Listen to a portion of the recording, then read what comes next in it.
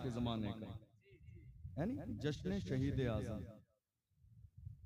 या जिक्र शहीद आज़म या जिक्र इमाम हुसैन, इस तरह के मुख्तलिफ उन्वान हैं।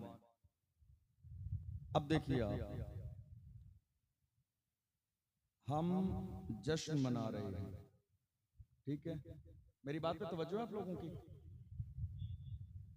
बस थोड़ी सी देर, क्योंकि बहुत ताखीर भी हो गई है और हजरत भी तशरीफ लाने वाले हैं बरेली शरीफ से, तो मैं बहुत ज्यादा वक्त नहीं लूंगा आपका, मौके की मुनासिबत से थोड़ी सी देर।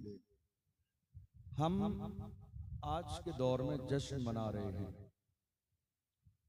क्या ही अच्छा हो कि हम जश्न इमाम हुसैन को, जश्न की जीम को मीम से बदलकर मिशन इमाम हुसैन कर दें।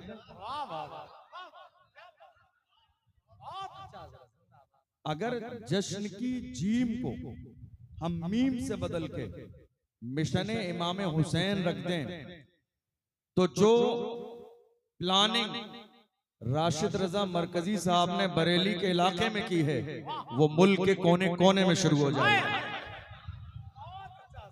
अगर हम जश्न की जीम को मीम से बदल दें और वो जश्न की जगह जश्न इमाम हुसैन न हो बल्कि मिशन इमाम हुसैन हो, जिस दिन हिंदुस्तान की सरजमीन पर मिशन इमाम हुसैन पर महफिलें होने लगेंगी, कौम मुस्लिम की तरक्की का वो पहला दिन होगा।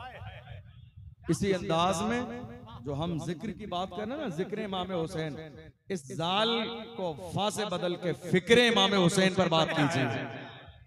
हम जिक्र तो पूरी साल करते ही हैं, आइए जरा गौर करें कि मेरे आका हुसैन की फिक्र क्या है, अली अकबर की फिक्र क्या है, हजरत कासिम की फिक्र क्या है, ओनो मोहम्मद की फिक्र क्या है, हजरत जाफर तैयार की फिक्र क्या है, हजरत इमाम मूसा काजिम की फिक्र क्या है, मुस्तफा के शहजादों की फिक्र क्या है।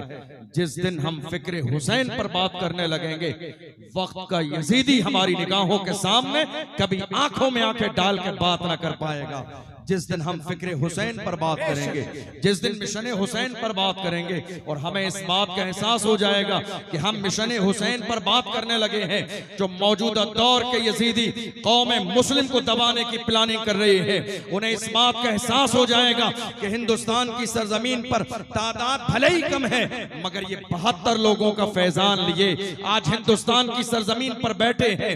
न ये दबने वाले हैं, न ये झुकने वाले हैं, न ये छुपने वाले हैं, ना भागने वाले हैं। हम दुश्मनान इस्लाम की आंखों में आंखें डाल के कहेंगे, न मस्जिद में न बैतुल्लाह की दीवारों के साए में नमाज हुसैन अदा होती है तलवारों के साए। माशाअल्लाह, नारे तकबीर, नारे रिसालत, फैज़ाने शहीद आज़म, मसलके आला हजरत।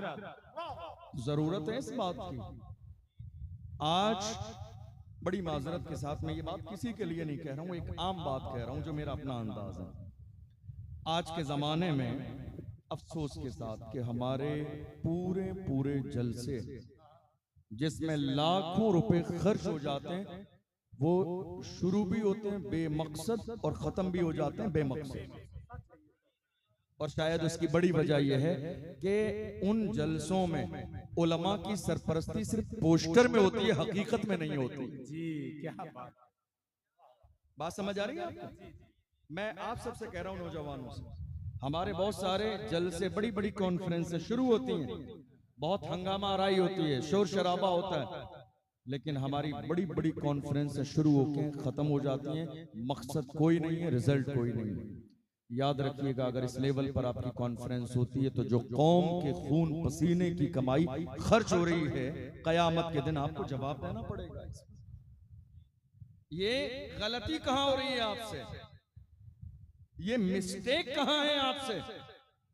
आप जानते हैं, जलसे में जब पोस्टर में नाम डालते हैं ना इलाके के 2 बड़े आलिमों का, जेरे सरपरस्ती और जेरे सदारत, तो उस पोस्टर की सरपरस्ती को जमीन पर भी लाइए, और जो ओरिजिनल सरपरस्ती और सदारत है वो उन्हें करने का मौका दीजिए।